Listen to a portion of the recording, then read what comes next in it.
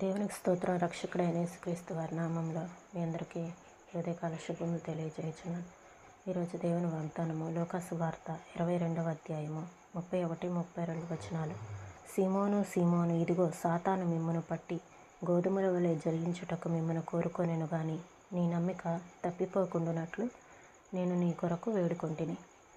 ఇక్కడ దేవుడు మాట్లాడుతున్నాడు, యేసు ప్రభువారు మాట్లాడుతున్నాడు. శిలువ మరణానికి అప్పగించబడబోయే ముందు సీమోను పేతురుతోటి ఇలా మాట్లాడుతున్నాడు. సాతాను మిమ్మును కోరుకుంటున్నాడు కానీ నేను నీ నమ్మిక తప్పిపోకుండానట్లు నీ కొరకు నేను తండ్రిని వేడుకుంటున్నానని చెప్తున్నారు. అయితే సీమోను పేతురు అప్పుడు వెంటనే, ప్రభువా నీవే అయితే నీతో కూడా నేను చెరలోకి మరణానికి వెళ్ళటానికి సిద్ధంగా ఉన్నానని ప్రభుతో చెప్తారు. చెప్పినప్పుడు ప్రభు అంటారు, పేతురు నువ్వు నన్ను ఎరుగవని ముమ్మారు చెప్పు వరకు కోడి కుయ్యదు అని యేసు ప్రభువారు చెప్తారు. ఇక్కడ సాతాను కోరుకుంటాడు, ప్రతి ఒక్కరిని మనుషుల్ని సాతాను కోరుకుంటాడు. ఎందుకంటే దేవునిలో ఉండటం సాతానికి ఇష్టం ఉండదు కాబట్టి సాతాను మనుషులందరినీ కోరుకుంటాడు. అయితే దేవుడు మన కోసం ప్రార్థిస్తాడు. అలానే సాతాను గురించిన మితిమీరిన నమ్మకంతో మనం ఎప్పుడూ ఉండకూడదు. సెసిల్ బ్రౌన్ అనే దైవ సేవకుడు ఈ విధంగా చెప్పారు, శత్రువు గురించి తక్కువ అంచనా వేసే మితిమీరిన నమ్మకం కలిగి ఉండేటువంటి ప్రమాదం ఎప్పుడూ పొంచి ఉంటుంది. శత్రువు రెండంతల నేర్పు గలవాడని, రెండంతల తెలివైన వాడని నిర్ధారించుకొని ముందుగానే తగినన్ని ఏర్పాట్లు చేసుకో. అవునండి, శత్రువు రెండంతల నేర్పు గలవాడు, రెండంతల తెలివి గలవాడని మనం గ్రహించి ఆ విషయాన్ని మనం ఎప్పటికప్పుడు ముందుగానే తగినన్ని ఏర్పాట్లు చేసుకోవాలని దేవుని మాటలు తెలియజేయుచున్నాయి.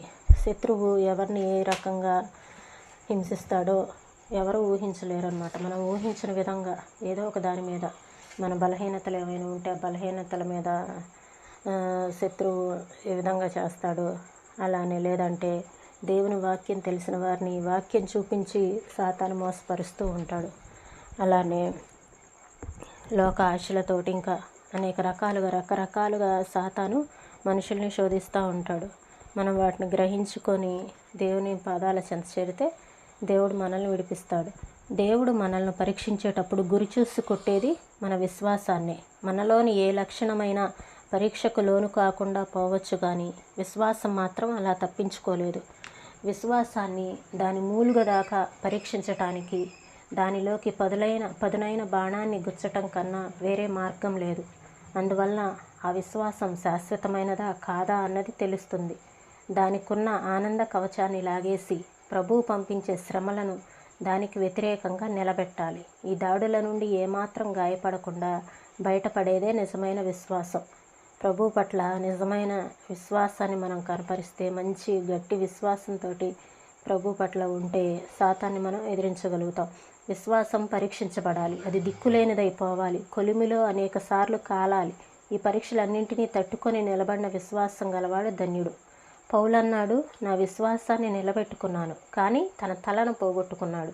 అతని తలను నరికేశారు కానీ అతని విశ్వాసాన్ని మాత్రం తాకలేకపోయారు.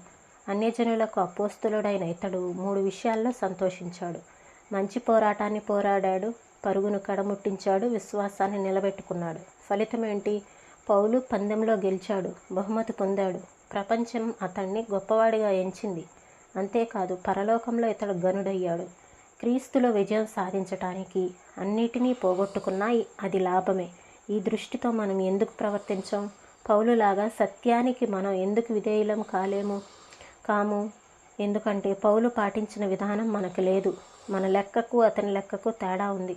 పౌలు నష్టం అని ఎంచిన వాటిని మనం లాభంగా లెక్కిస్తున్నాము. పౌలుకున్న విశ్వాసం మనకు ఉండాలి. అతనికి దొరికిన కిరీటం మనకు దొరకాలంటే ఆ విశ్వాసాన్ని నిలబెట్టుకోవాలి. దేవుడి మాటలను మన వినికిడిలో దీవించునుగాక. ప్రార్థన చేసుకుందామండి. స్తోత్రం తండ్రి, పరిశుద్ధుడా, ప్రేమ కలిగిన దేవా, నీకు వందనాలు ప్రభా. అయ్యా నా తండ్రి, మమ్మల్ని సజీవుల సంఖ్యలో ఉంచి నా తండ్రి మరి యొక్క నూతన దినాన్ని మాకు అనుగ్రహించినందుకు వందనాలు. ఈ పరిశుద్ధ దినాన నా తండ్రి నాయనా ప్రభా, ఆచారంగా అలవాటుగా కాకుండా నాయనా ప్రభా, ఇష్టపూర్వకంగా మిమ్మల్ని స్తుతించేలాగున ఆరాధించేలాగున మాకు సహాయం చేయండి నాయనా ప్రభా. మా హృదయాలలో నా తండ్రి నాయన ప్రభా ఒక నూతనమైన ఉత్సాహాన్ని మీరు పుట్టించమని వేడుకొంచున్నాను తండ్రి. వందనాలు చెల్లిస్తున్నాం ప్రభా. సాతాను నా తండ్రి అయ్యా నా తండ్రి జల్లెడ పట్టినప్పుడు నా తండ్రి మా విశ్వాసాన్ని మేము స్థిరంగా నిలబెట్టుకోవటానికి మాకు శక్తినివ్వండి ప్రభా. సాతాను నాయన ప్రభా తక్కువ అంచనా వేయకుండా రెండంతల నేర్పు గలవాడని, రెండంతల శక్తి గలవాడని మేము ముందుగానే గ్రహించి తగినన్ని ఏర్పాట్లు అంటే నాయన ప్రభా సాతాన్ని ఎదిరించడానికి తగిన శక్తిని కలిగి ఉండటానికి సహాయం చేయండి ప్రభా. పౌలు గారు నా తండ్రి నా విశ్వాసాన్ని కాపాడుకున్నాను, నా పరుగును కడముట్టించానన్నాడు నా తండ్రి. అవునయ్యా నా తండ్రి దేవ, పౌలు గారు లాంటి విశ్వాసం మేము కూడా కలిగి ఉండటానికి మాకు శక్తినివ్వండి ప్రభా. సహాయం చేయండి తండ్రి. అయ్యా నా తండ్రి సాతాను మాయలో ఉన్నవారిని మీరు ఒకసారి జ్ఞాపకం చేసుకోనండి నాయనా ప్రభా. విడిపించండి నాయన అటు ప్రజలను. అయ్యా నా తండ్రి దారి తప్పిపోతున్నారు ప్రభా. కనికరించు దేవా, నీ మార్గంలోనికి నడిపించు నాయన. సహాయం చేయండి నాయన ప్రభా. అయ్యా నా తండ్రి వాక్యం తెలిసి రుచి చూసిన వాళ్ళు కూడా నా తండ్రి నాయన ప్రభా తప్పిపోతున్నారు నాయన. అయ్యా సాతాను మాయలో పడిపోతున్నారు నా తండ్రి. అటు వారిని విడిపించమని వేడుకొంచున్నాం ప్రభా. సహాయం చేయండి నాయన. అన్ని విషయాల్లో మీరు మాతో ఉండి మిమ్మల్ని నడిపించమని యేసయ్య పరిశుద్ధమైన నామంలో అడిగి వేడుకొంచున్నాం తండ్రి. ఆమేన్.